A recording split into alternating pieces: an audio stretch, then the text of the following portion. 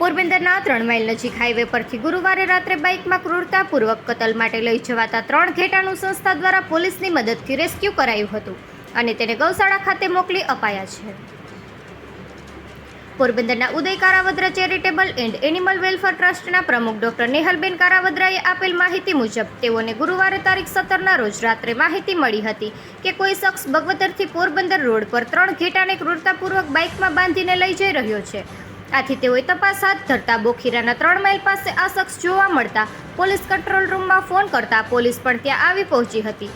ત્યારબાદ ઘેટાને શખ્સ સાથે ઉદ્યોગનગર પોલીસ સ્ટેશન ખાતે લઈ જવાયા હતા, જ્યાં લઈ જનાર શખ્સે એવું જણાવ્યું હતું કે પોતે ઘાસ ગોડાઉન પાસે આશાપુરા ચોકડી નજીક રહેતો વસીમ ઇસ્માઇલ બાબી છે અને ભેટકડી ગામથી આ ઘેટાને કતલ માટે લઈ જવામાં આવ્યો હતો.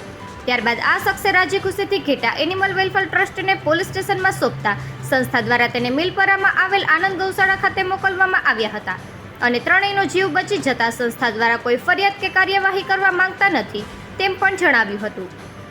રેસ્ક્યુમાં ડોક્ટર નેહલબેન ઉપરાંત રાજુભાઈ શર્મા, વિજયભાઈ ટીંબા, મૂળભાઈ ઓડેદરા, વિવેકભાઈ ચૌહાણ, ઉદયભાઈ ઓડેદરા, વનરાજભાઈ કેસવાલા અને પોલીસ સ્ટાફ રોકાયા હતા. નિપુલ પોપટ, પોરબંદર ટાઈમ્સ.